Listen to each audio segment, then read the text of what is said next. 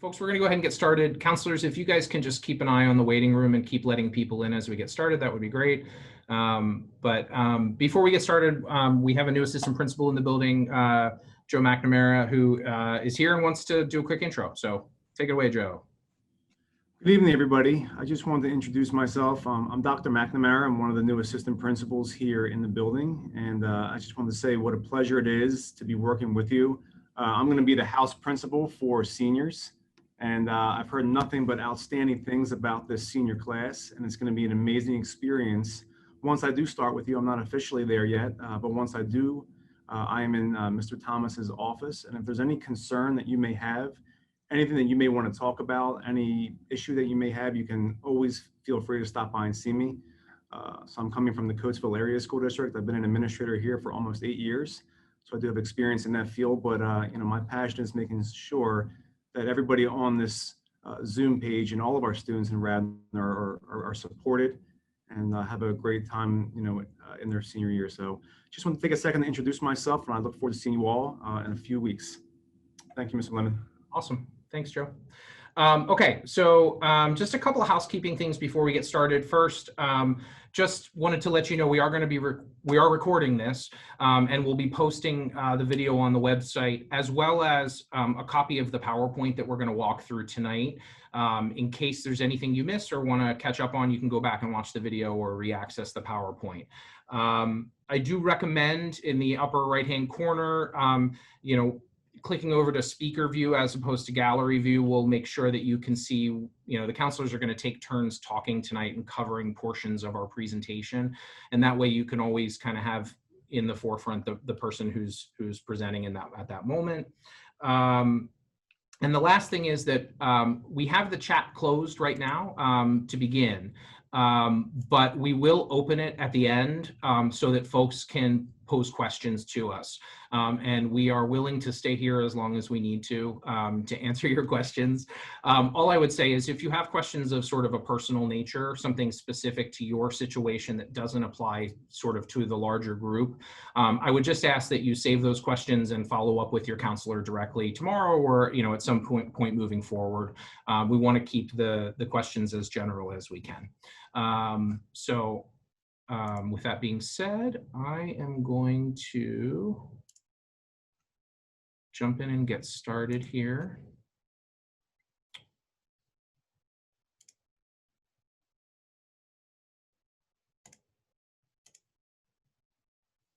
All right, so welcome everyone. I am Mr. Lemon. I'm one of the school counselors here at the high school. We do have all 5 counselors here tonight, and we are going to take turns kind of walking through the different parts of our presentation.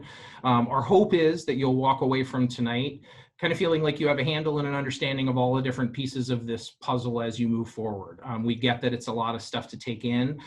We don't expect you're going to remember everything, but I'd encourage you to take some notes and pay attention. We're going to do a PowerPoint that walks through everything, and then at the end of the PowerPoint, I'm actually going to log on to my student Naviance account and walk you through the handful of functional things in Naviance that you guys need to know how to do to get your application materials in order from a school perspective. So that's going to be the last thing we do, and then we'll open up to questions. So the first thing I'm going to ask you to do is everybody take a deep breath. So we recognize that nothing about what's going on right now in the world is terribly normal or makes a lot of sense. And that certainly applies to pieces of this process for you guys. The challenges you've had in terms of not being able to visit schools, not being able to go and see the places, have formal tours in the way that other students have in the past, challenges and issues with testing dates getting canceled and postponed. A lot of things that are happening right now that aren't sort of the normal process or how you envisioned this going. We get that. What I will say is all of us are in the same boat. We're all trying to figure this out and learn it as we go. And we're going to do our best to help guide you guys through this over the course of the fall and help you make sense of it. Colleges are taking some of those same steps as well to try and provide alternative ways and methods for you guys to at least in some way resemble what it would be like to go visit a campus. So just know, like, every senior student in the country right now is experiencing this same thing.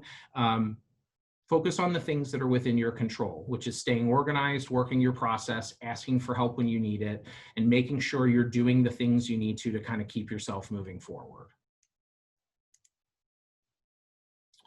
So a couple of things to keep in mind that are ways in which we're going to try and help you guys sort of as you begin this process. The first is, we do know that having all the spring testing dates canceled created a real challenge for a lot of our seniors. You should have received notification and a registration form that Radnor is offering an SAT school day test for seniors only on Wednesday, October 14th. It's going to end up running a lot like the PSATs have looked historically, where teachers in the building will be the ones proctoring the exam. So you need to complete that registration form. I think we had originally set the deadline as tomorrow, but talked to Mrs. Kevgis today, and we're going to push that to Monday. So I know a lot of people have registered already, but if you still want to have the opportunity to test on the 14th, you can complete that registration form by Monday, and we'll take care of ordering the test for you. You just have to bring a check in to cover the cost of it. If you have not seen that registration form or have questions about it, feel free to reach out to your counselor and we can help figure that out. The second thing that I just want to touch on that's sort of an important piece that's going to be a good opportunity for you guys to get help from us, and this will begin next week. So we started about 2 years ago running a program called Senior Drop-In Days. We got feedback from students a couple of years ago that they were a little frustrated that their counselor wasn't available to them all the time, which is part of our job, right? Sometimes we're in meetings and have other things going on. But when they had questions about their applications, they felt like it was sometimes tough to get to a counselor. So one of the things that we started doing was every Tuesday and Friday from basically the second week of school all the way through to Thanksgiving, we made a counselor available to students in the library conference room, where we sit there all day making ourselves available to seniors to come in and answer questions about your college applications. Students will come in and ask general questions. Sometimes they would come in and pull up their apps and we'd go through it with them together. We are going to run our drop-in days virtually. So what we're going to do is post a Zoom link on Schoology on the Class of 2021 page in the same way that we did for this program. And a counselor will be available via Zoom, where you can just pop in every Tuesday and Friday through the fall. So that resource is going to be available to you. Now, it may not be your counselor, but we're going to take turns being in that room. Now, this doesn't mean that you can't come see your counselor if you have questions. Of course, you can do that, right? Or you can schedule a meeting or a Zoom call or whatever you need to with your counselor directly.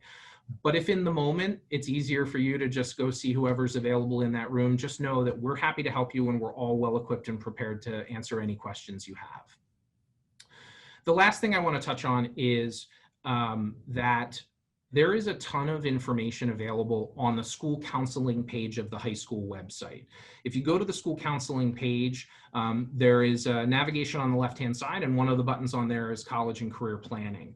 And all the kinds of questions that things we're gonna talk about tonight, but questions you might have in an ongoing way about anything having to do with your college application process, there is information on that college and career planning website page that'll fill you in on all of that. So how to do things on Naviance, what you might want to think about if you do get a chance to go visit a college, interviews if those come up. So it's a really good resource.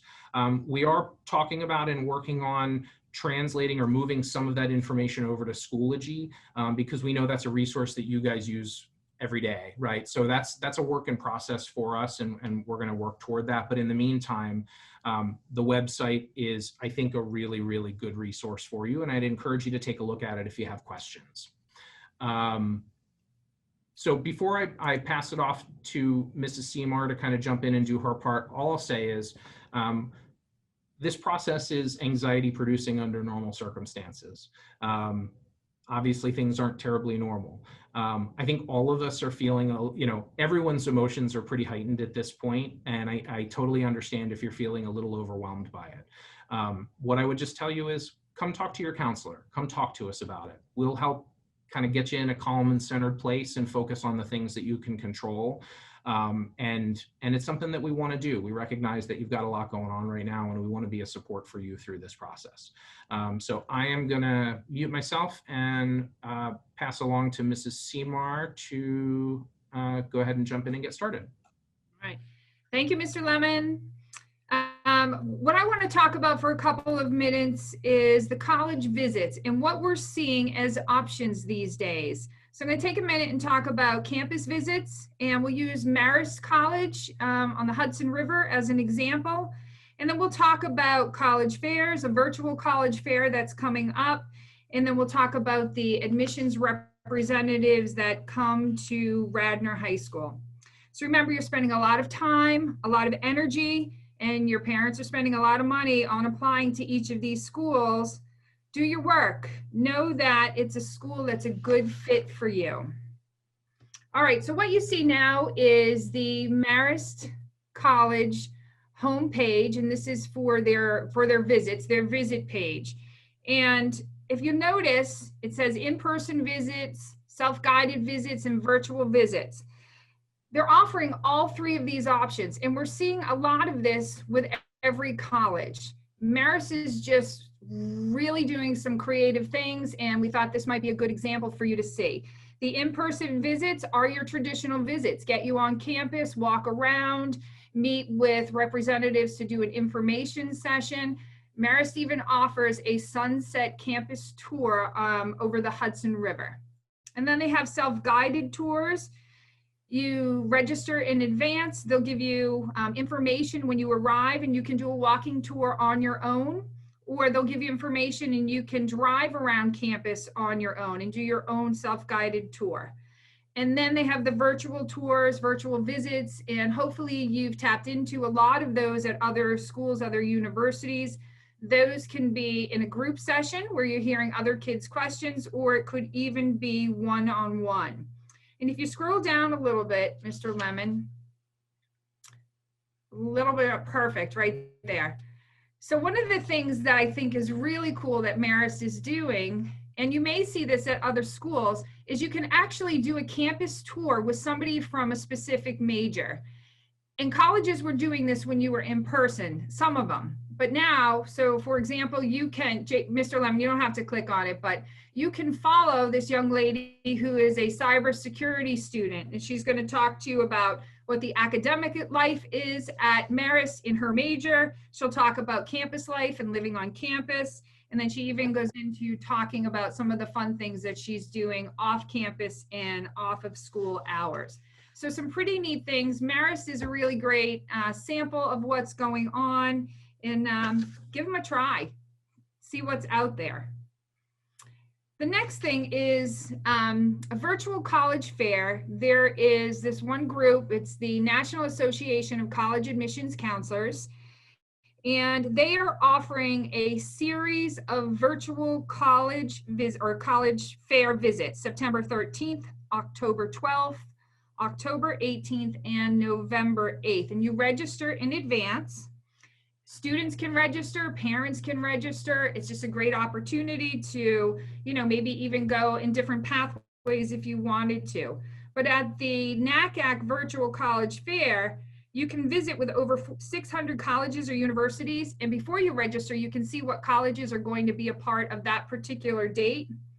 After you register, on the day of the fair, you log in, and then you get to choose the colleges you want to learn more about, and you can attend their information sessions. You can choose other sessions, other information. Some of them are learning how to navigate and move around the Common App. There are sessions on athletics, study abroad options, financial aid, the best one, how to find the best fit for your school. You can even, for some of the colleges, schedule a one-on-one meeting with the rep. If they're live that day, you'll have the chance to schedule a specific time with them. We hope you give this a try. I think it's going to be pretty terrific. And then we have college reps. So traditionally, we have college reps coming from September all the way through November, December, sometimes one or two in the spring as well. Historically, they've come in person, and kids would sign up through Naviance, and then they would come and they would meet after they had teacher permission with the representative here in the building. It's going to look fairly similar, except they're going to be coming through a Zoom. So the schedule is on Naviance. And Mr. Lemon, if you could move forward one slide.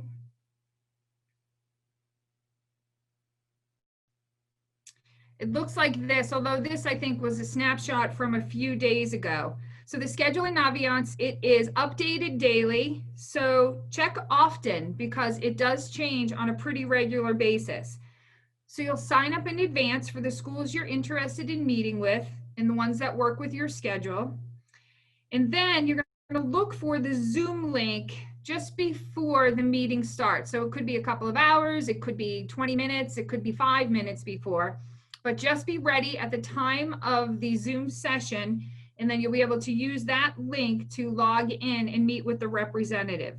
And typically the representative meetings are information sessions where they're giving you information about their school, their campus, their application process, maybe some trends in admissions that they saw the year before.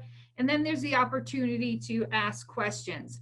We've had rep visits where there have been, 75 kids in the black box, and we've had rep visits where it's one-on-one.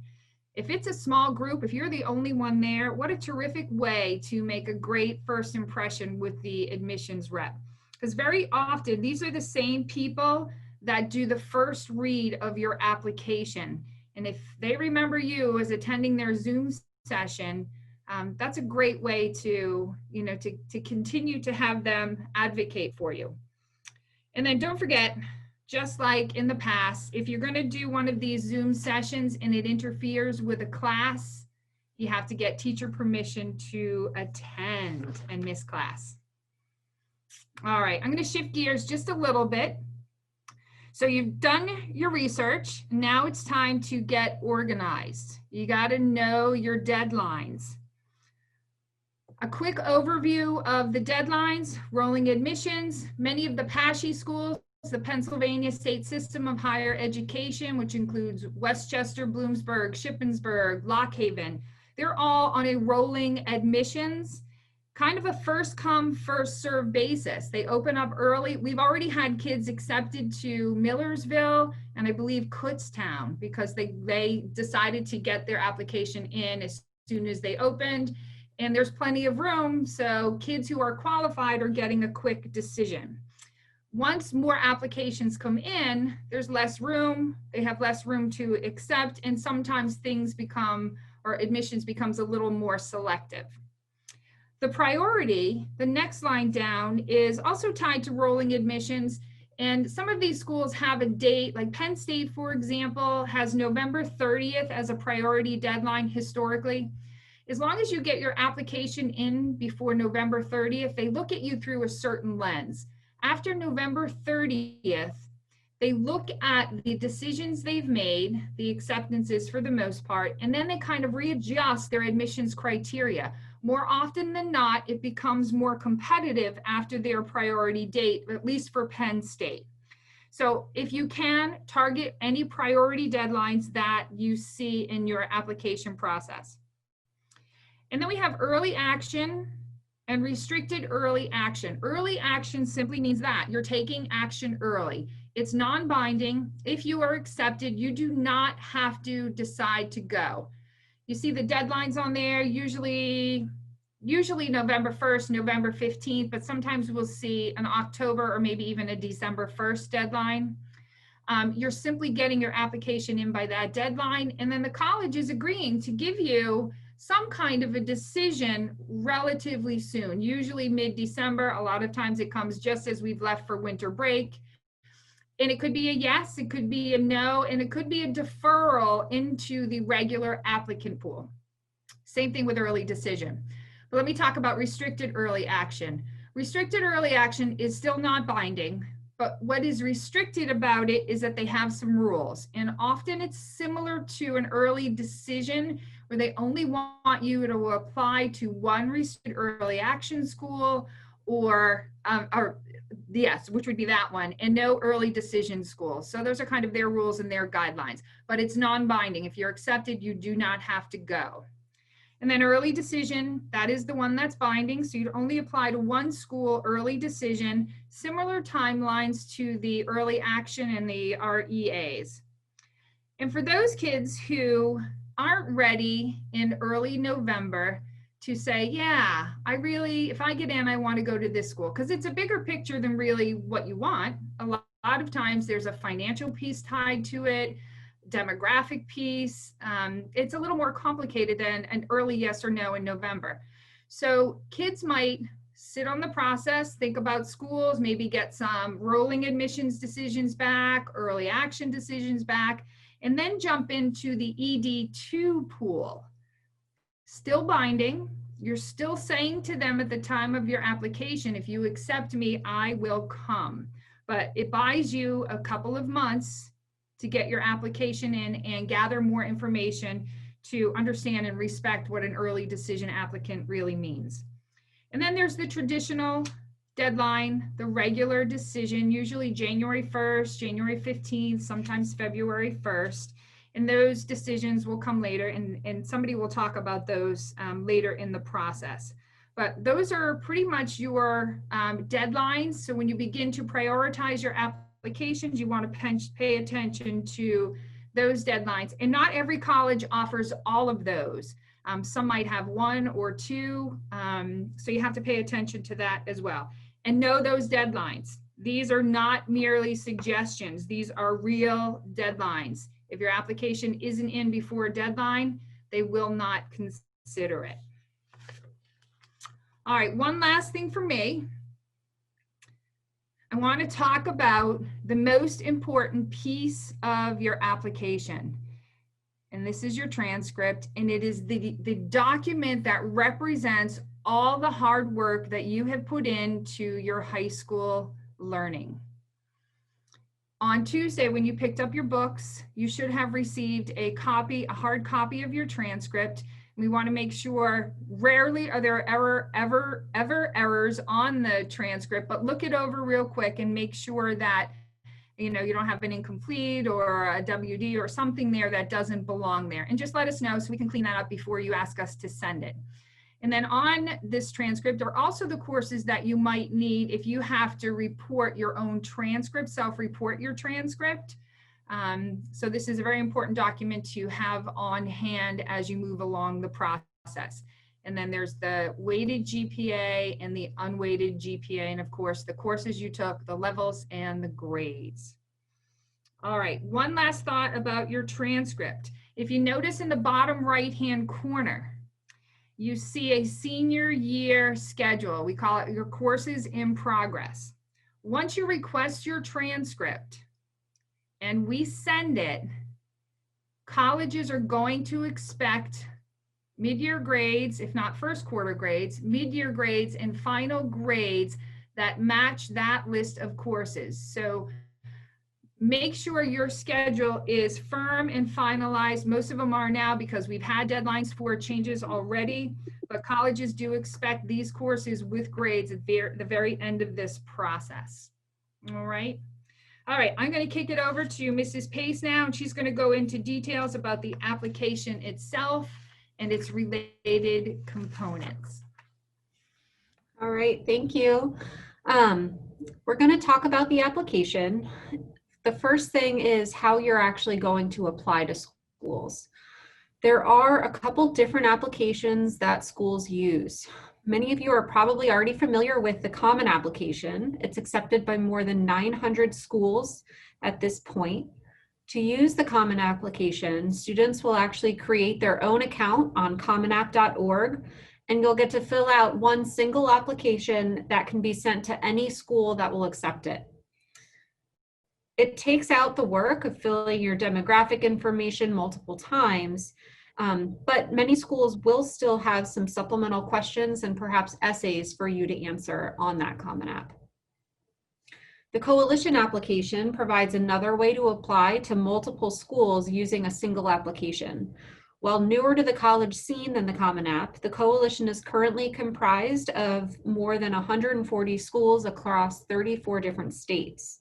Similar to the Common App, in order to use the Coalition, students will make an account for themselves on the Coalition website. Finally, there are some institutions like Westchester, for example, that will offer a school-specific application. Each of these applications are only accepted by that school and can be found on the school's website. We urge you to take a look at your list of colleges to which you're applying and decide what application or applications make sense for you to use. Many schools offer multiple ways to apply, perhaps either using the Common App or a school-specific app, and there's no benefit for using one application over a different one. You should choose the application that makes the most sense for you and will be the most efficient for your process. Planning ahead and reviewing the application options at all of your schools might save you some time and effort in the long run.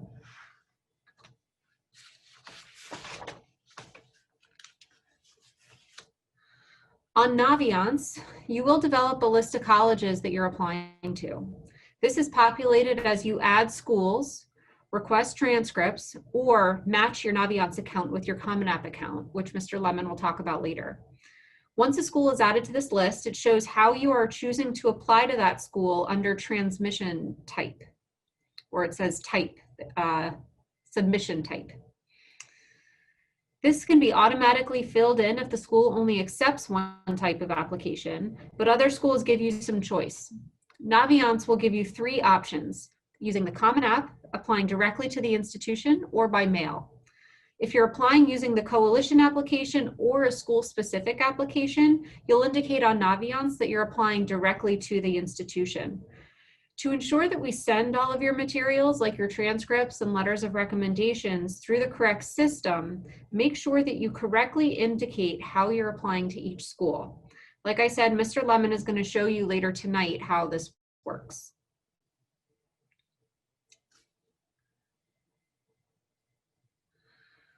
When you begin applying to college, there are a number of different parts to the process. The actual application, whether Common App, coalition, or school specific, will ask you demographic information, academic information about your high school career, as well as extracurricular activities and accomplishments. There are some schools, like Pitt and Penn State, that have moved to having students self-report their academic transcript, as opposed to having us send an official transcript through a system called the Self-Reported Academic Record. This is an online system separate from the application that you can begin filling out as soon as you want. We have a link here in the PowerPoint that we'll post to our website later that can take you directly to the SRAR's record. So one thing that we'll talk about in a little bit, but with the Common App, you will have to complete the FERPA waiver as part of the application, and that will give us permission to send your information to colleges. And also, we recommend that you waive your right to see this information. This must be completed before you match your account to Naviance. Many applications also require an essay or a personal statement. You can often use the same essay for each of the applications. Some schools using the Common App or the Coalition app will have a supplemental essay or questions that are school specific. Test scores I'll talk about in a little bit in more detail, but sometimes you can self-report those scores. And other times you will have to submit an official report. Touching on that essay again, we do encourage you to take advantage of all the resources that we have here at Radnor for help with your college essay. Some of you may be working on it with your English teachers as part of an assignment, but all of you can seek out help from your teachers. Finally, one last part is you will have to pay an application fee to officially submit your application to each school. If you have financial aid, please see your counselor to ask about a fee waiver.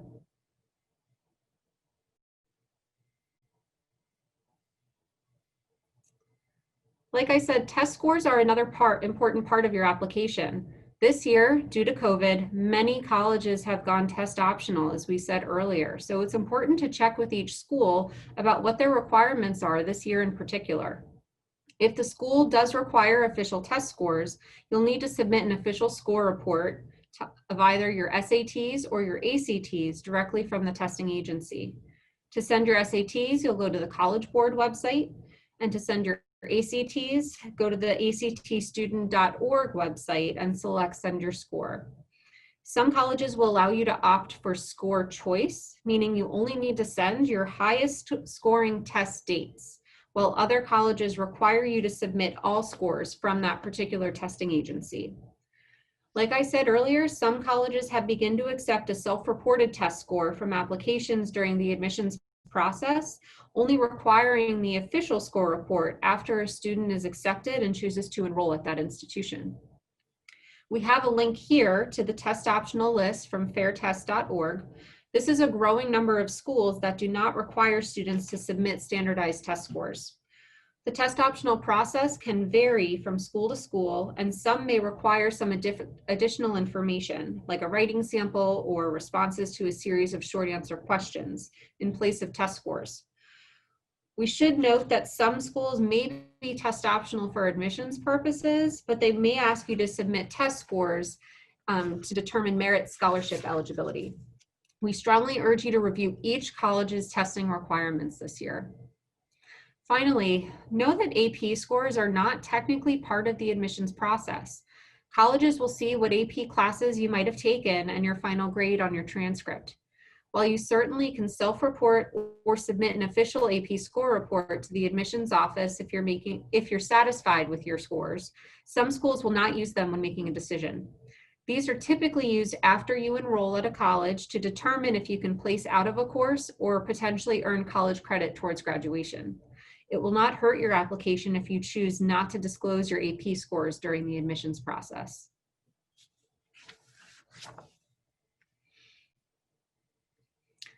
So finally, many schools require letters of recommendation to complete your application. Your counselor will write a letter on your behalf and send it to schools with your transcript. If you haven't already, you should ask 1 or 2 teachers, preferably core subject teachers from your junior year, to write a letter on your behalf as well. It is the student responsibility to let the teacher know what schools to send the letter to and any approaching deadlines. You'll need to add those teachers through Naviance, which Mr. Lemon is going to demonstrate later on. In certain cases, it may make sense for a student to ask another recommender to send a letter on their behalf, for example, a coach or a job supervisor. This is by no means a requirement, and a student should really only consider this if that other recommender truly knows the student in a different light from their teacher or their counselor. Other recommenders will have to use their letter to college, they'll have to send their letter to colleges separately because they don't have access to our Naviance system. I'm going to pass it over to Nikki Fine to talk about more parts of the application. Hi, everyone. Okay, so I am going to talk to you about first the official academic record. That's just a fancy word for transcript. So to send your transcript to colleges, you do this through Naviance, and you're going to learn how to request them through Naviance with Mr. Lemon's demonstration at the end of the presentation. We ask that you please allow 10 business days for the transcript to be sent. And keep this in mind when those kind of popular deadlines start to pop up, that November 1st, November 15th.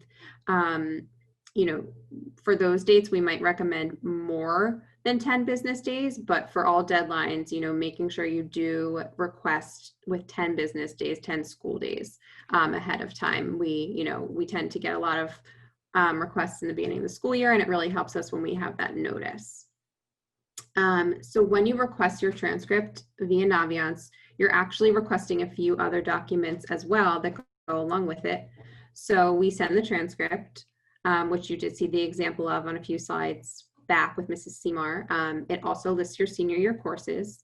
We send the counselor letter of recommendation along with that transcript, the SSR, which is the document that you signed when you were picking up your textbooks, which waives your right to see your recommendation letters.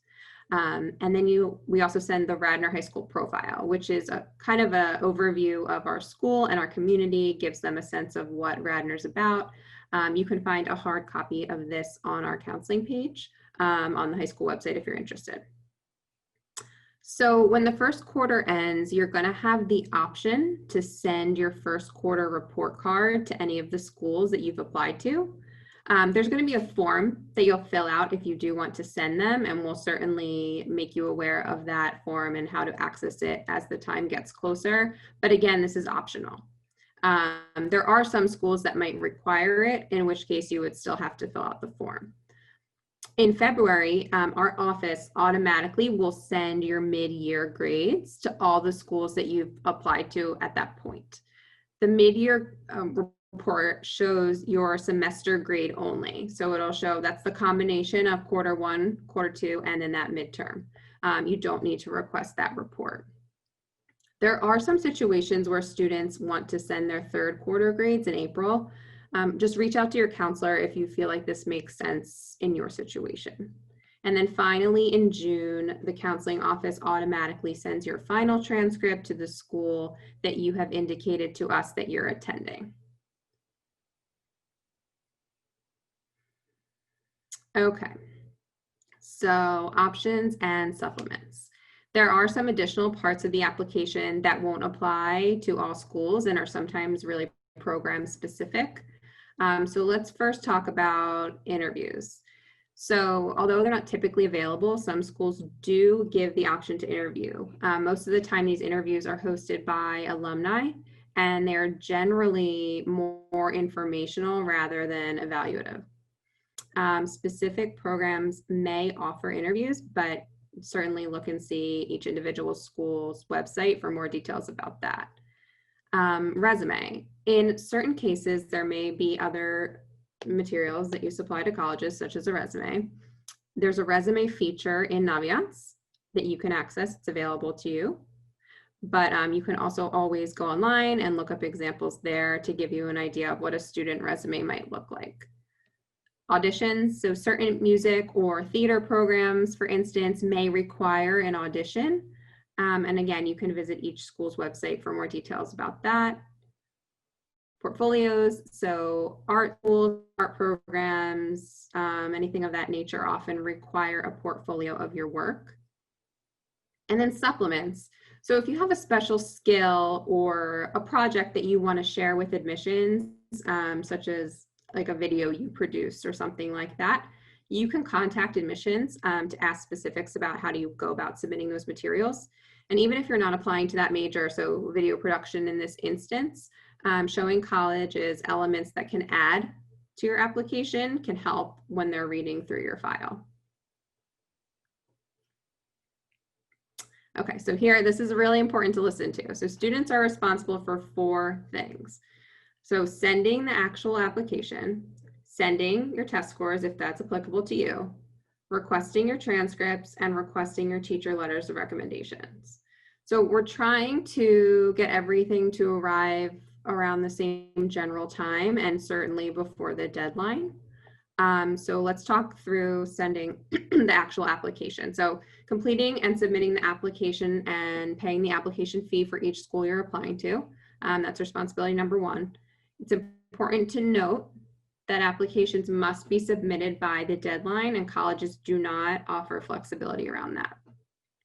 Number 2, so if you're choosing to include your standardized test scores as a part of your application, like Mrs. Pace said, you must do so by requesting an official score report if that's what the school is asking for from either SAT or ACT through their website. So that would be collegeboard.com or act.org. The Common App or other applications may ask you to self-report, so that's certainly a potential option, but if they don't specify that, then you're going to want to send an official report of your scores. It can take as long as 2 weeks for those scores to arrive to the colleges, so it's really important that you're paying attention to the date that you are requesting those and making sure that it's well ahead of those deadlines. Okay, number 3 is requesting your transcript via Naviance. As I mentioned before, you're to request your transcript at least 10 business days or 10 school days prior to the school's application deadline. Some schools will ask that you complete the self-reported academic record or SRAR in addition to sending the transcript. And you can reach out to your counselor for a copy of your transcript if you don't have one, as you will need it to complete this. 4th responsibility and last responsibility for now is requesting your teacher's letter of recommendation. As an aside, You should definitely be talking to your teacher before you actually press their name in Naviance. We want you to be talking with them directly before, and not have your first contact about asking them to write a letter for you just be the request in Naviance. Again, most schools are going to require 1 or 2 letters from those core subject teachers. So both number 3 and number 4 transcripts and teacher letters of recommendation are requested in Naviance. And again, Mr. Lemon demonstration coming up, and he's going to show you how to complete those requests shortly. As you can see, as we just talked about, there are a ton of different materials that need to be sent. And it's really important that you keep track of that. So creating a chart like this one can help you to keep organized. If you want a copy of this exact chart, we can certainly provide you with that. Just reach out to your counselor and we'd be happy to send it to you. I am going to pass it to Mrs. West. Okay, hi everyone. Thanks, Ms. Fine. I'm going to finish up this portion of the program talking about financial aid and scholarships and some other smaller pieces. So to start, admissions decisions. Okay. Sorry about that. Let me hop back in and talk about admissions decisions first. So before April 1st, there's a variety of different things that can happen. One, and the best, is accepted. Second, obviously not so great, but does happen in the process, denied. Waitlisted, which I'll come back to. Conditional admission, which means that you are admitted, but there's a condition around that. So for instance, it might be that they admitted you, but you need to start in the spring semester, or you need to maintain a certain GPA your freshman year to continue on in the program. So that's what conditional admissions mean. And then deferral applies to ED. So Mrs. Seymour talked about early decision, which is that binding decision. So you apply by November 1st, typically hear back mid-December. You can either be accepted, which obviously is great, denied, not so great, or deferred to the regular admissions pool. So they're saying, we want more information. We need a little bit more time to make a decision on your application. Waitlisted, which I'll going back to, means that you're an admittable student, but they want to see how the rest of the process works out. So typically you're kind of left hanging. May 1st is when all students need to submit their deposit, which says to the college, I'm going here. So waitlisted drags out the process a bit more. They want to look and see their numbers before they go to the wait list. Some schools may not go to the wait list depending on what their class looks like. Some may take a lot of students off the wait list. It really varies year to year, school to school. That can get a little tricky. So please, if that does happen, reach out to your counselors. We can talk you through it and go through all your different options. So by May 1st, as I mentioned, you must commit and deposit to the school that you will attend. So you send, normally it's around $500 in. You're saying, I'm going, I'll be there in the fall. The wait list, you want to accept your spot on the wait list, which means I'm going to, commit to a different school, but I'm going to see how this school plays out. So last year, the seniors were given more time due to COVID. So we'll see what happens the rest of this year, but that May 1st deadline, which is typically the big day, that could certainly change based on how the rest of this year plays out.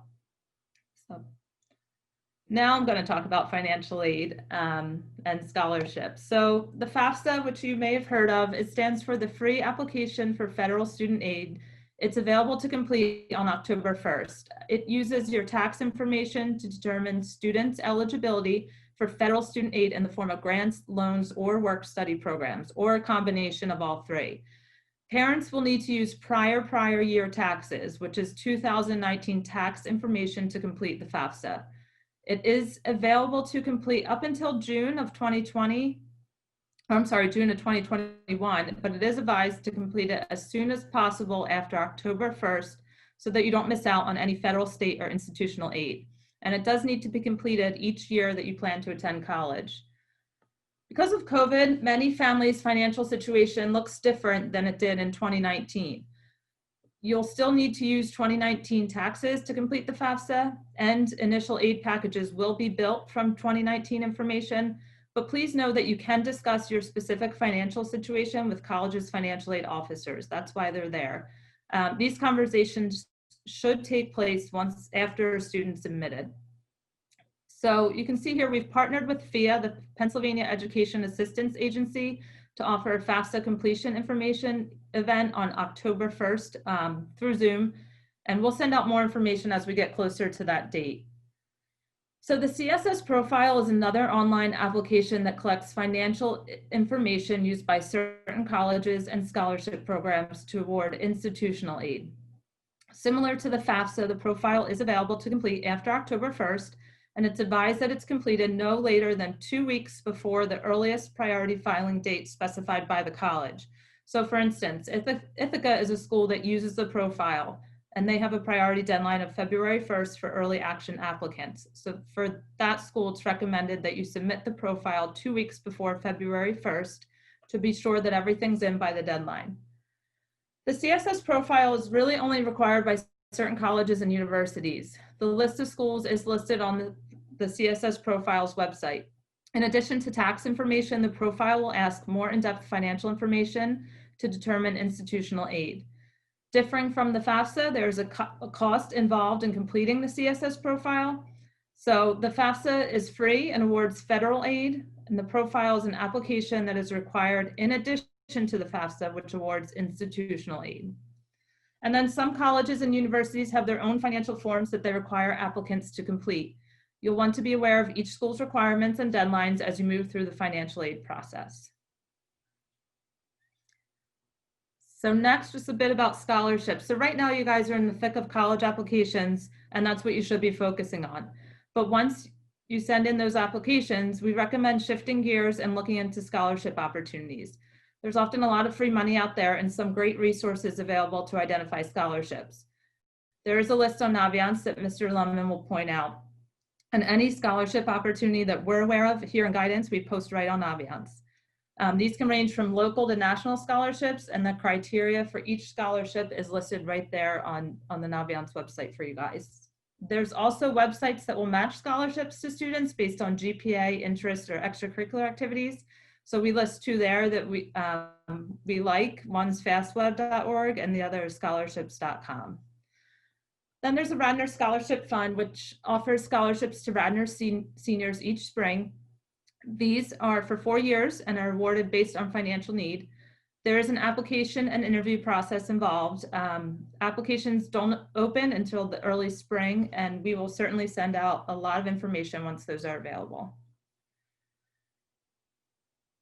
So just a few words on NCAA. Any students that plan to compete at the D1 or D2 level must be registered with the NCAA Eligibility Center prior to attending that school. You also need to be registered on the Eligibility Center before making an official visit or signing a national letter of intent. The Eligibility Center will need students' transcript and official test scores in order to determine students' eligibility. Students can request a transcript in Naviance to be sent to the NCAA Eligibility Center, just like they request a transcript to go to a college. Like many colleges, the NCAA has offered some flexibility around their eligibility guidelines due to COVID-19 and the impacts it's had on testing and scheduling. If you are a student athlete and you plan to play in college at the D1 or D2 level, we encourage you to please see the website for more information. There's a lot of good information on there, and always you can reach out to us if you have any specific questions. So last, just a little bit on digital citizenship. So you guys have heard a lot about this throughout high school and probably even prior to that, but we wanted to talk about it as it applies to the college admissions process. So unfortunately, every year there are students across the nation that use bad judgment on social media and as a result have their acceptance revoked. Not all colleges are actively monitoring their applicants' social media accounts, but some may, or could have a social media post brought to their attention. So simply put, just think before you post. I know you guys have heard that. This process is stressful enough, so we just don't want a social media post to add to any of that stress. So now I'm going to turn it over. Mr. Lemon's going to walk you guys through Naviance and all of the features and tools that we've talked about.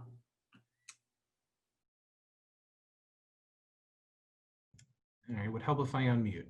Okay, so let me get to that page. Okay, so I'm going to go ahead here and log into my student account in Naviance, and what I'm going to do is walk you through we've referenced a number of sort of functional things that you need to do in Naviance as your application process unfolds. And I'm going to show you exactly how to do this. I will also say, as I mentioned earlier, if for some reason you forget some piece of what I talk about tonight, A, you can always come back and watch the video, or B, on the college and career section of the high school website, we've got tons of information about instructions on how to do all the things in Naviance. So if you don't remember and can't quickly access a counselor, you can always check on that website, and and there's tons of stuff on there to walk you through it. The first thing I want to show you is right here on the home page under My Favorites is the Colleges I'm Applying To folder. This is the folder where sort of like your active list of schools that you're applying to should exist. There are a couple of ways to get schools within this folder. The first is, if you're applying to a number of your schools on the Common Application, you need to match your Common Application account with your Naviance account. That is sort of a one-way communication. There's nothing that comes out of your Naviance account that goes to Common App. However, what will happen is if you've got, let's say, 5 or 6 schools active in your Common App that you're looking at, when you go in and match your account, those schools will get pulled into your Naviance account. So you don't have to physically add those in. Once you match, they'll get pulled in directly from your account. When you come to this page, if you click the button here that says Match Accounts and scroll down, there is a step you need to have completed, which someone mentioned earlier, which is filling out the FERPA waiver on your Common Application page. FERPA stands for the Family Education Rights Privacy Act, and it is a thing that exists on the Common App. And essentially what you're going to do is go in there, click some boxes, and sign your name at the bottom. And completing that FERPA waiver does 2 things. The first is you choose to waive or not waive your right to see the recommendations that your counselor and that your teachers submit on your behalf. We encourage you strongly to waive your right to do that. Choosing not to do it does give you access to that information post-application. However, it often raises red flags for colleges wanting to know why you want to see them and what you're concerned that your recommenders might write about you. So we do encourage you, ask people that you trust that are going to do right by you. And I promise you that us as counselors, we're not going to put anything in your letter that's going to hurt you. Once you've completed that FERPA waiver on your Common App, you then need to come here into this match page and put in the email address that you used to set up your Common App account. Once you do that, you'll hit this Match Accounts button, and then this bar here at the top will turn green, and any colleges that exist in your Common App account will show here on the page.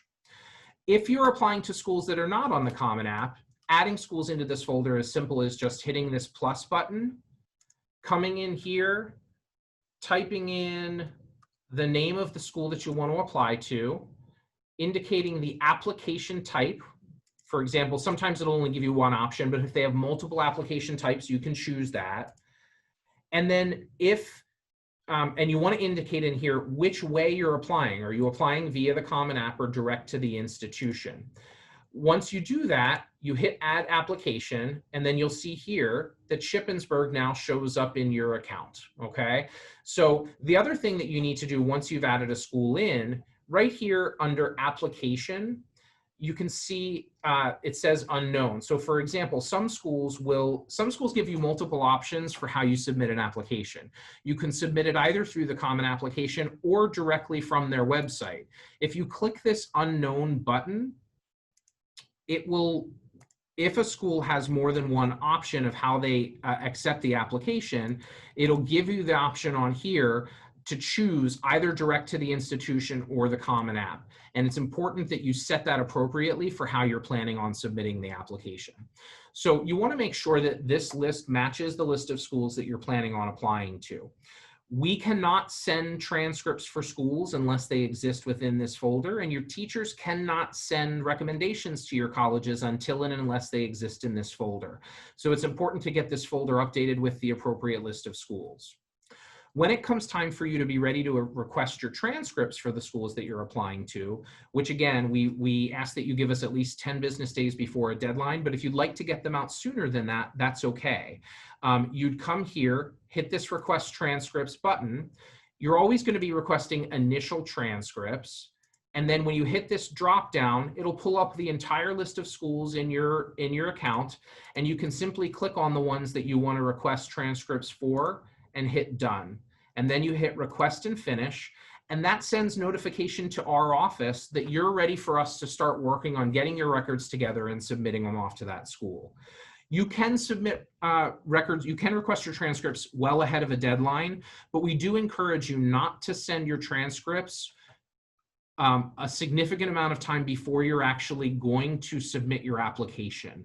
So if you're not planning on submitting an application until December for a January 1st deadline, we encourage you not to request that application right now. The reason for that is one of the situations that sometimes happens is if I send a transcript for a student right now, the school gets it in mid-September and you don't apply for 3 more months, sometimes there are issues that arise on the school's end in terms of matching that information together. So you want to attempt to get the materials together around the same time frame. So if you know you're going to submit applications around October 1st, now would be a good time to start putting in your requests for your transcripts. I'm going to go back to the college's homepage. And we talked earlier about letters of recommendation. If you scroll down here in the lower left-hand side where it says apply to colleges, there's a button here that says letters of recommendation. This is the screen that you're going to go to request recommendations from your teachers. You do not need to request a recommendation from your counselor. We will automatically send it for you when we send your transcript off to the schools. So what you'll do, you'll come to this page, hit add request, and it says, number 1, who would you like to write this recommendation? There's a drop down here that lists every single teacher in the building. So I'm gonna go in and put in a recommendation from Mr. Wright, and then you have 2 options. You can either say, okay, I'm gonna ask Mr. Wright to send his letter to all the schools I apply to, and then you can put a note here at the bottom that just says, thanks, Mr. Wright, for agreeing to write my recommendation. I appreciate it, and hit submit request. You can also choose specific colleges that you want Mr. Wright to send your letter to. Some schools only allow 1 letter to go, and you may have requested them from 2 teachers. So it's important that you let your teachers know which letter you want to go to which school. This is part of how you'll do that, but it's also important that you communicate with them by sending them an email. Put something in writing to them so they know exactly what their responsibility is and when you need those letters to go. So if you're going to request it from Mr. Wright for everything, you hit submit request, and then that request will show up here and says, way to go, he gets notified that you put that request in. Now, one of the things that sometimes will happen with letters of recommendation, if you put in a request to Mr. Wright today, and you're going to ask him to send recommendations to the 3 or 4 schools that you're applying to early in your process. If you decide later on, or you know that in December, you're going to submit applications to a handful of other schools, you need to make sure that you reconnect with Mr. Wright and let him know, hey, Mr. Wright, thanks for my letters that you sent out in September and October. I'm also applying to 3 or 4 more schools in December. I've added those into my Naviance account. Can you please send those off as well?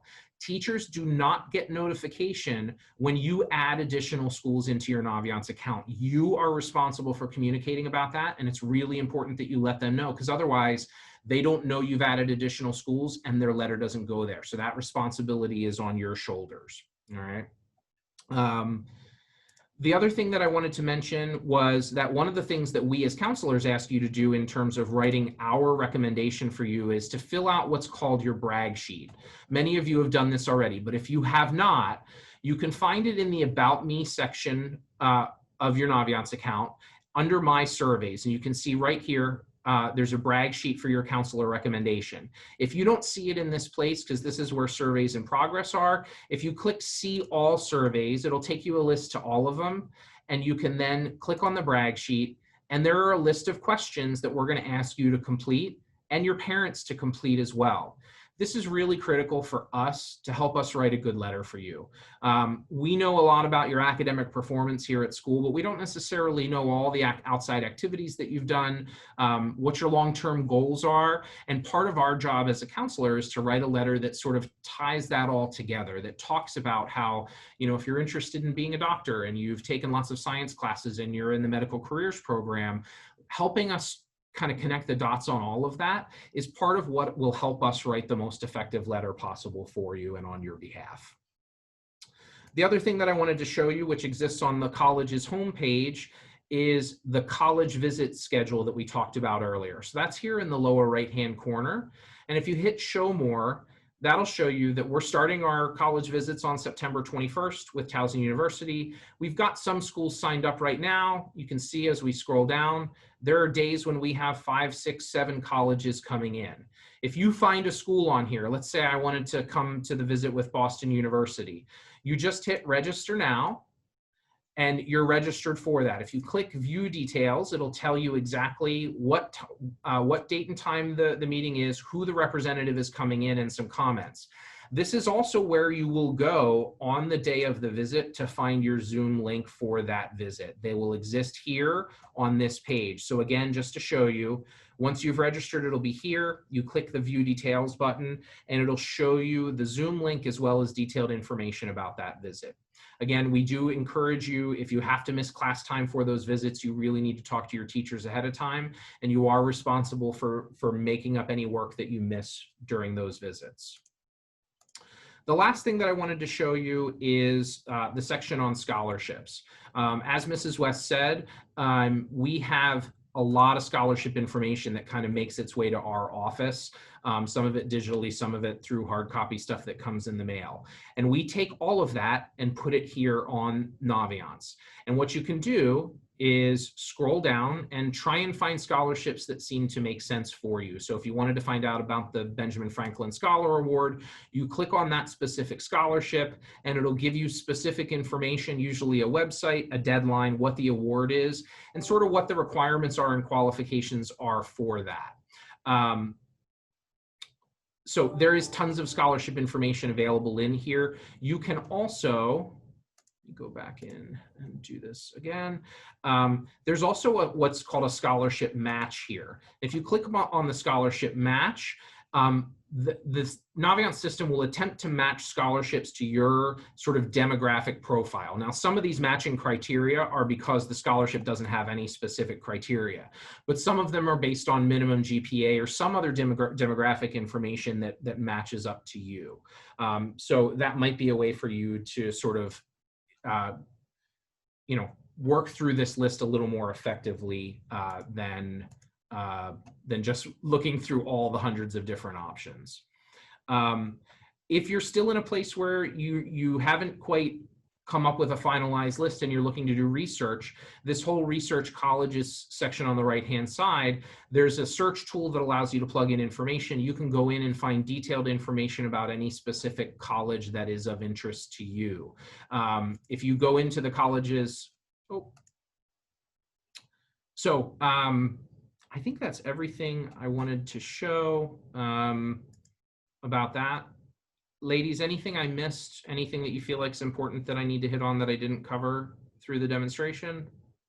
You're all muted, so if you're saying something, I can't hear you. No, everybody's shaking their head. Okay, so at this point, I'm gonna stop sharing, and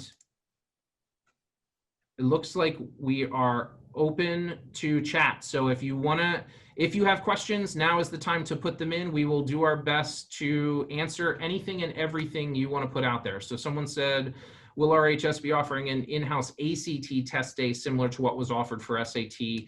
I don't believe we have a plan to do that at this point. We do not. We do not. What other questions do we have? So how do I'm gonna read them. Do you want to be our official question reader? I'll read them and then you guys go ahead. All right. So how do applications to European schools fit into Naviance? It's a great question. So I'll just say many European schools are in Naviance. So you would just request your records or transcripts in the same way. If for some reason they're not, I would just encourage you to reach out to your counselor directly, and we can help guide you through that. We may need to do some research onto it. We don't have tons of kids who apply to European schools, but if it's not a clear process, we'll help work with you to figure that out. Okay, can we take the SAT 2 on 1014? Unfortunately, no. We are only able to offer the SAT or the essay. You can do it with or without the essay. Nikki, What? oh, there was another question before that that's asked how many schools to apply to. So I can address that. Yeah, good. Our office typically recommends around 6 to 8 is a good number, but things you need to consider is the cost of every application. So each application has a cost, and then you're sending your test scores. So that can add up pretty quickly. So that's one piece of it. Another is your time. How much extra time do you have to devote to these applications? Because they can be cumbersome. And when you throw in supplemental essays, so some schools will have that Common App essay and then ask you a supplemental, you're doing a lot of writing. So you really need to sit down and look at your time, your course load, and see what you can manage. You don't want to apply to a school just to apply to a school. You want to make sure you're putting your best foot forward. But I think, our office around 6 to 8 with a good range of reach to match and safety schools is the goal. I mean, the reality is there isn't a perfect number. We've got kids who apply to a handful and some kids who apply to 25, which is a lot. What we care more about is that you're applying to a list of schools that's realistic and reasonable for you, right? If we want to make sure you've got a couple of good safety options mixed in, so you put yourself in a position to have choices and options come spring. So. Okay, next, do you have to wait to apply until your letter of recommendation is finished? No, you do not. Again, we want the application and the letters and the test scores if you're sending them, and your transcript to arrive around the same time, but you can go ahead and submit that application before a letter is there. Okay, next. Can you apply ED2 and regular admission at the same time? Yes, and you need to. Those deadlines usually are at the exact same time. And so because you won't know whether you're accepted to your early decision school until after the deadline, you'll submit all the applications.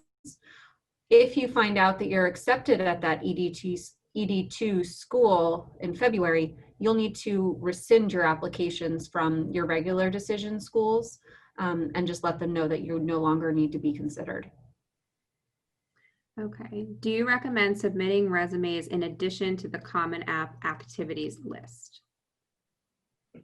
You don't need to submit a resume if your list of activities is comprehensive enough and covers, the breadth and the depth of activities that you're involved in. So you don't need to create a resume.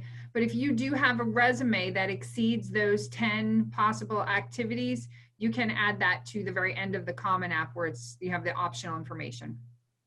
But don't do it unless you have to. Don't create more work for yourself. It's not like they're going to be impressed by a resume that just lists the same stuff that's in your activities list. So only do it if it'll help give more info to the colleges. Can you receive multiple scholarships? Yes. There are some times when you begin to accumulate a lot of scholarships that are not school specific, where the actual college may tweak your financial aid package that they've given you just to, when they take into account the scholarship money that you have, but you can certainly receive multiple scholarships. What is the perception of any college if I elect to not submit SAT? That's a good question. I would tell you that this year, I think, given that colleges know that so many test dates were canceled and eliminated, I don't think for most schools that it's a problematic thing. I will say that I think some of the more competitive schools, having an SAT score is going to potentially be helpful for you, which is why we wanted to make sure to offer that, October test date. I think, but I don't think there's going to be like a stigma attached to not sending scores this year. And frankly, the schools that are test optional, there isn't one anyway. So am I missing anything, guys? Anything else worth saying for that? I think what's going to happen is, without test scores, the colleges are going to dig deeper into your profile. They're going to give you a more holistic view. So if the strengths of your application are who you are, the activities you've done, your leadership, your special interests, your special talents, for some kids I'm talking to, it could be an advantage, especially if your test scores are not going to be as strong as the other components of your application, like your GPA, your the courses you've taken, and your grade. It's something to think about. Okay. I requested a transcript a couple of weeks ago, but my class schedule changed and I'm hoping to add a class. Will I be able to request another transcript with an updated class schedule? So the challenge with that is, once we send a transcript to a school through Naviance, we do not have the ability to send a new one. What we encourage you to do is, if your information has already gone off to a college, we encourage you to reach out directly to the admissions office to let them know that you've made a schedule change so that they can update it in the file. And that way, when your first quarter grades, if you request them, or your mid-year grades arrive, that difference from your initial transcript will already be noted and won't seem strange to them. Okay. What should be our ratio of reach to safety schools? So like Ms. West was saying earlier, we usually recommend that you apply to like 6 to 8 schools, and maybe 6 to 10, and in that, having 2 to 3 be that safety or likely school, 2 to 3 be match, and 2 to 3 be reach. And just a quick about safety schools. A lot of students just throw a safety school on their list and say, oh, that's my safety, and don't give it much thought. But we really want you guys to be mindful of those safety schools, because we don't know how the process will play out, and it might come down to a couple safeties and a match. And you want to feel good about that. You want that safety school to be something that you're excited about. So don't just throw it on, just to throw it on. Do your research. Hopefully you guys have been able to, I know it's virtual, but over the summer, look into some of those schools and make a good solid list. But just, be mindful of your safeties and be excited about them. And I also just, to second that, I think it's important to recognize that, we have a good handful of seniors in every graduating class who only get into safety schools. And no one, no one plans for that, but it's important to think through, putting yourself in a situation where that if that ends up being you, have I really done my due diligence and my research to make sure that these places make sense for me and are places that I'm going to be okay going? Because sometimes what happens is, a student only gets into safeties and did what Mrs. West said, just kind of added some schools on the list because we encouraged them to do it. And then they're left in a situation, they're like, oh my gosh, what do I do now, right? This isn't a place I really want to go. So it's important to plan ahead around the idea that that could be any of you, right? And to kind of prepare for that possible scenario. Okay. Can I send my test score after I submit my application? Yes. Again, you can send the different elements of the application at different times, but we do want them to try and arrive around the same time, and of course, prior to any deadline. So remember, test scores have like a 2-week lag. Oh, I lost my space. Okay. Thanks. When searching for colleges, does Naviance provide a ranking/score by which to compare all of the colleges who have political science or math programs, for example? No, Naviance does not provide rankings, especially in particular by program. There are some various resources that do. One that we use in our office is called RUGS recommendations, and we could provide you with that list for a particular program if you want to take a look at it. It's not ranked number 1, 2, 3, 4. It's just tiers of programs. So there's a first tier, a second tier, and sometimes a third tier, depending on the size of the list of programs for that school. But you can often find rankings for programs in things like US News and World Report or places like that. So there are often rankings available through outside resources. And sometimes you can go to the professional websites and they will give you some thoughts and direction on what schools are strong in certain areas. Thanks, Sarah. I'm back. So is Radnor still planning on holding the October 3rd SAT that is open to everyone, not just Radnor students? Radnor is not going to run the October 3rd SAT. We spoke with College Board in August and told them that we were not going to offer it and we canceled it. But Radnor as a national test center is not under local control. It's under College Board control. And right now, College Board is scrambling to relocate kids for the September 23rd test date. And so they have not gotten around to contacting all the students registered for Radnor as a test center. It's coming. We are canceled, and that is not going to change.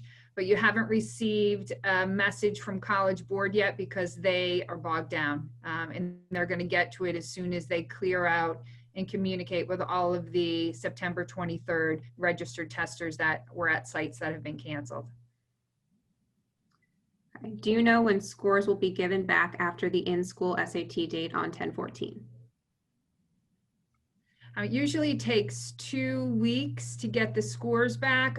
I'm not sure how that's going to run with a school day test. I would anticipate maybe the same timeline, 2 to 3 weeks, but we've never run a school day test, so I don't know for sure how long that's going to take. But we did reach out to some admissions folks to kind of ask about that, knowing that, you know, lots of kids have a November 1st deadline, and, you know, some concerns about test scores getting there within that window. The feedback we got from a lot of schools and is that so if you have a November 1st early decision deadline, you must submit your application materials by November 1st. But schools are often flexible around supporting materials connected to your application. So for example, if a teacher recommendation comes in a couple of days after November 1st, schools are generally flexible about that, and they're not going to count that. They're not going to discount your application as a result of that. Talked to a handful of admissions folks who told me that if we're offering an October 14th SAT test date, that even if those scores come in, you know, even a week to 10 days after that November 1st deadline, if you alert them that you're taking that test, then they'll know that those scores are coming and we'll count them toward that November 1st deadline. Okay. How do you know when your teacher has completed the letter? So you don't get a notification. There's nothing that's sent to you through Naviance that says your letter has been sent. There is, though, we can see it on our end. One of the things, though, with your teachers, you want to make sure you're communicating to them your deadlines. So if you already know I'm applying 5 schools early action, just reach out to them, let them know. Most teachers know that most of our seniors do apply by November 1st, so they know that deadline. They're aware of it, so just communicate to them that they always do what they need to do to get it done. So Keep going dark. It's like not sensing that I'm here. Okay. Since sending first quarter grades is optional, do you recommend it, and are there any downsides to not sending them? So the situation where it makes sense to send them is if you have done as well or better than your sort of historical academic performance, right? Especially if your first quarter of your senior year was amazing and better than what you have historically done. That is a situation where we're like, yes, absolutely, send your grades, right? Or if you're, you know, I've worked with students in the past who maybe do just okay in 9th and 10th grade, have a really good junior year. And one of the things we talk about is you got to get off to a good start in your senior year. Sending first quarter grades is a good way to alert schools that you're still on that really good track. You know, I would say the only situation where you maybe don't want to send them is if your grades are worse than what they historically are. Colleges don't generally require them. So, although in some situations they may ask for them. So you should send them if your grades are as good or better than they historically are. Okay. Will this live PowerPoint be posted on Schoology? It's going to be posted on our website, right, JJ? I'll see. I may be able to put it in both places. Once I kind of save down the recording, I can definitely put the PowerPoint on Schoology and maybe put it in both places. We'll put it everywhere. Put it everywhere. Okay. So how long after the SAT is taken do students typically receive their scores? I think we went over that, yeah. But usually a few weeks. Okay, part of the Common App is filling out your GPA. Because Radnor has a different GPA scale than the 4.0, how should we fill out this field? So actually we do have a 4.0 scale. It's a weighted scale, so you can have a GPA higher than a 4.0, but it's still based on the base of it is a 4.0 scale. So you do want to indicate on there that it's a 4.0. Because it's weighted, GPAs are often higher than that, but colleges understand that. And when we send your materials to colleges, we include a school profile with that, which talks about our specific grading system, so colleges understand how our weighted system works. Okay. Are there resources we can look at for how to put together a portfolio? Well, I mean, I guess it depends on what kind of portfolio you're talking about, right? If it's an art portfolio, if you're enrolled in an art class here at school, I know that Mr. Barrett and Mrs. Dean would probably be happy to support you in that. You know, I'm sure you can find online resources to guide you through that process. If you're someone who's in something like AP Studio Art, the portfolio is connected to and part of that process. I suppose it could be a different kind of portfolio, a writing portfolio or something else, in which case, you know, I don't know any off the top of my head, but I'm sure we can help you find it. So if you have questions about that, reach out to your counselor and we'll help make sense of that for you. Yes. I'll just say, we never have this many questions when it's in person. So I think the chat option people are more comfortable asking questions on the chat, so. Okay, how do you send in supplemental letters of recommendation, supplemental materials? So it does vary from school to school. I would say, you know, supplemental letters of recommendation, you can't request them through Naviance because Naviance only has the teachers in this building listed. So, I mean, if the supplemental letter happens to be from a Radnor employee, that's a different story. But if it's from a job, like a boss or something like that, I feel like typically it's usually via email. I don't know if anyone else wants to jump in. If a school is using the Common App, you can add a supplemental recommender to the Common App, and then it sends an email to that person. I'll caution you that often that email gets sent right to a junk mail folder. So you want to be in close contact with that recommender if you're using that method and make sure that they get the link. But that's another option. You can still do snail mail though. I mean, some colleges still only accept stuff through the mail, and any college will accept stuff through the mail. So, you know, if you want to let your supplemental recommender know what the address is of the admissions office, which you can find either on their website or Naviance, they can send it that way. For other kind of supplemental materials, if you've got like if you're a musician and you want to send a recording of you playing the violin or something, you know, colleges do have mechanisms to receive supplemental information. You need to check on their website or contact the admissions office to find out how they want to receive that to make sure it gets in the right spot. They do have generic sort of like admissions at so-and-so school, but like Sarah said, those places often get flooded, and you want to make sure that you're putting it in the right spot to make sure it gets connected to your application. So. Okay, can I send my first quarter grades to an early decision even if the first quarter ends after the ED deadline?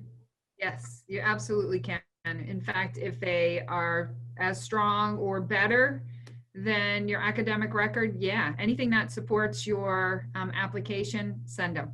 Because colleges, even though they, you know, have a deadline for early November, they may not actually get to some of the final rounds for making a decision until, you know, early December or even mid-December. So yeah, if they're good, send them. And colleges are aware that each school has different quarters, trimesters, so they're not expecting that you're first quarter grades are going to come in by November 1st. So. Should we submit applications first, then find scholarships? Ooh. My experience with my own son recently is look at them at the same time. Some scholarship deadlines come up early, October, November. So I would keep an eye on the scholarships while you're working on applications. And it's one of those parents, if you're interested in jumping in and helping, you can help manage the scholarship. Not that you're doing the scholarships, but you can manage some of the deadlines and what's necessary to complete some of those, because sometimes those deadlines do overlap. And, you know, sometimes there are college scholarships that have deadlines long before you even consider sending in your application. So yeah, it's tough to juggle them both, but you almost have to through this process. Is there any chance that any testing sites for the October SAT cancel at this point? If so, should I cancel and reschedule for the one at Radnor? So I would So say what you yes. Go ahead, Jeannie, you do it. Okay. You're the expert. So what you can do is register for the school day testing at Radnor. And when you turn your check in, just put a note on it and say, I am registered at another test site.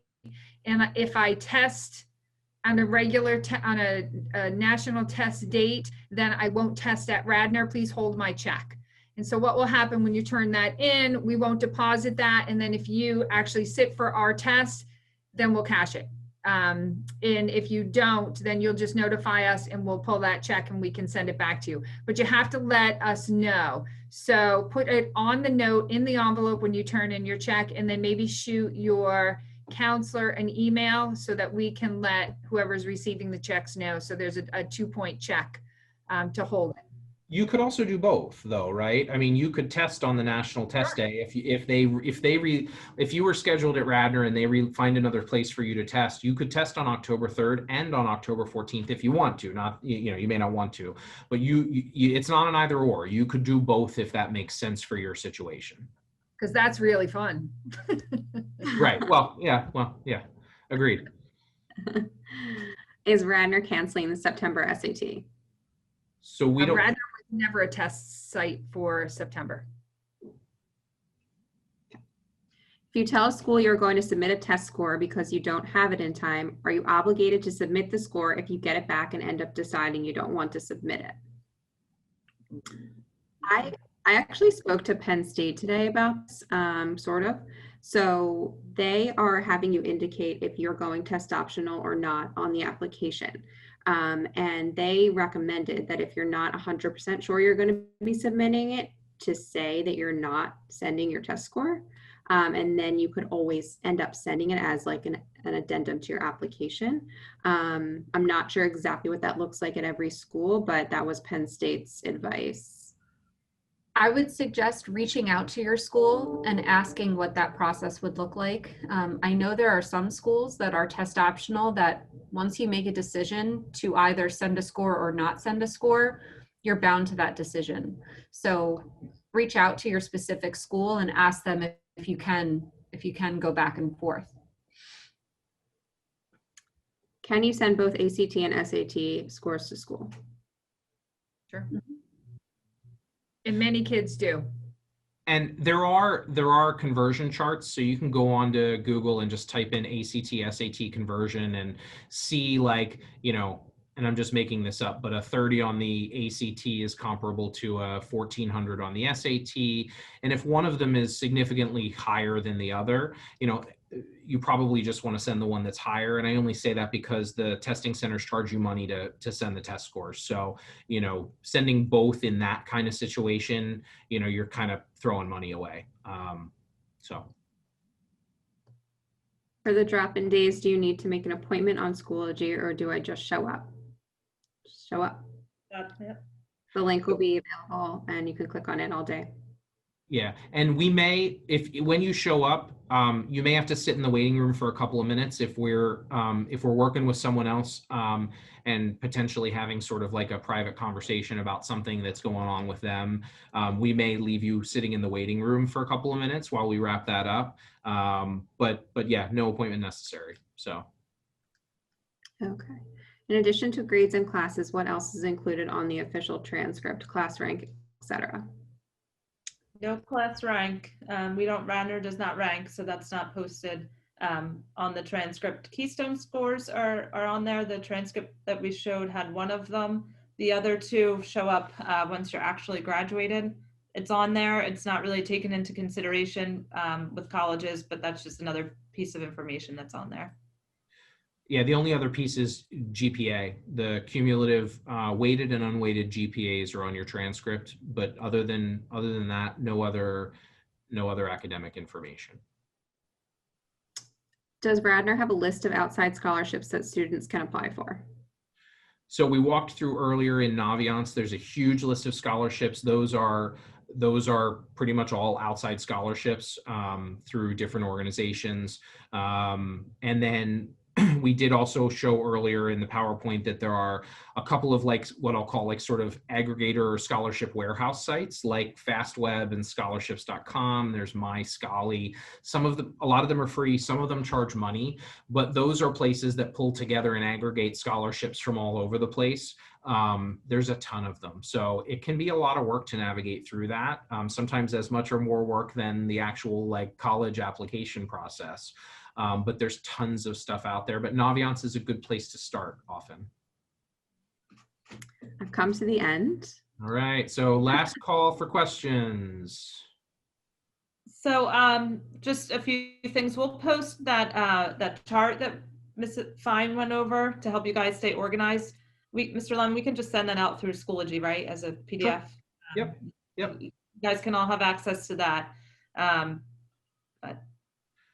Yeah, if you just want to make a note of that, we can do that tomorrow. I can put it on the so my plan will be to post on the class of 2021 Schoology page the PowerPoint presentation, hopefully the link to the video, assuming we do everything correctly with this tonight, and some other things. But just know, if you have other questions following up from this that are specific to your situation, we're here, happy to answer your questions. Reach out to your counselor directly, pop in on a a drop-in day. We're here to help. So one more thing. When you guys came on Tuesday to pick up your textbooks, you should have signed an SSR.